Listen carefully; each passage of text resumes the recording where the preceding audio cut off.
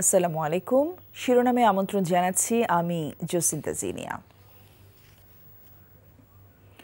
ঢাকায় পৌঁছেছেন ভারতের পররাষ্ট্র সচিব বিক্রম মিস্ত্রি। আজ আরও পরের দিকে রাষ্ট্রীয় অতিথি ভবন পদ্মায় দুদেশের পররাষ্ট্র সচিব পর্যায়ের বৈঠক শুরু হচ্ছে। এই মুহূর্তে সেখানে আছেন সহকর্মী শফি মাহমুদ সাগর।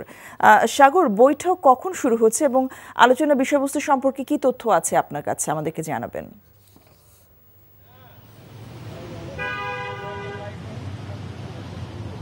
জসিন্তা, বাংলাদেশ ভারতের সচিব পর্যায়ের বৈঠকটি শুরু হওয়ার কথা রয়েছে রাষ্ট্রীয় অতিথি ভবন পদ্মায় সকাল 11টার দিকে।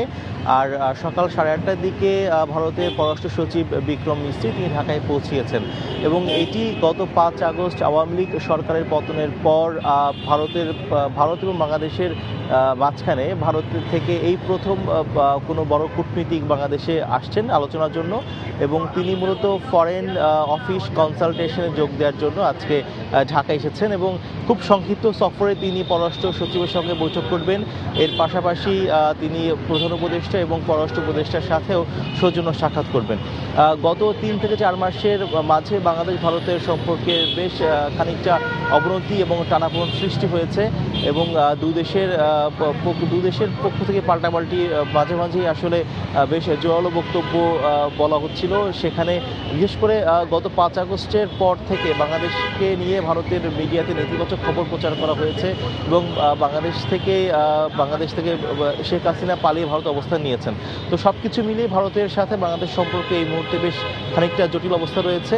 এই সকল সমস্যা সমাধানের লক্ষ্যেই মূলত আজকে ভারতের পররাষ্ট্র সচিব বাংলাদেশে এসে অফিসিয়ালদের সঙ্গে বৈঠক করবেন এবং পরবর্তীতে আসলে জানা যাবে যে এই বৈঠকে কী কী আলোচনা হয়েছে এবং সেখান থেকে কোনো ইতিবাচক ফলাফল আসছে কিনা। জসিন্তা, এই ছিল এখানকার বসে অবস্থা। শুনছিলাম ভারত বাংলাদেশ পররাষ্ট্র সচিব পর্যায়ের বৈঠকের খবর। জুলাই চেতনাকে ধারণ করে দুর্নীতি বিরুদ্ধে লড়াই করতে দুর্নীতি দমন কমিশন দুদক প্রতিশ্রুতিবদ্ধ বলে জানিয়েছেন সংস্থাটির সচিব খোরশেদা ইয়াসমিন।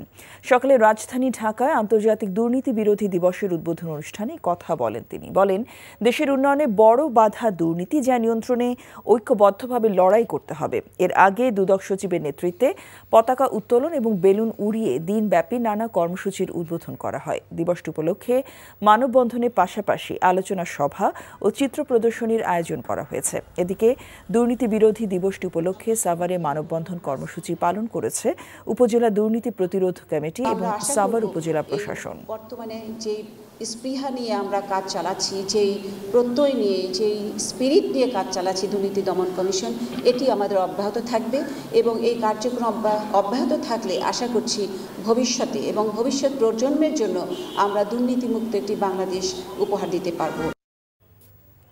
শিরোনাম এটুকুই। এই খবরের ভিডিও সহ আপডেট জানতে ভিজিট করুন এনটিভি অনলাইন www.ntvbd.com।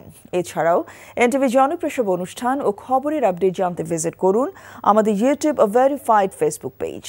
12টায় মধ্যাহ্নের খবর দেখার আমন্ত্রণ রইল। সবাইকে ধন্যবাদ।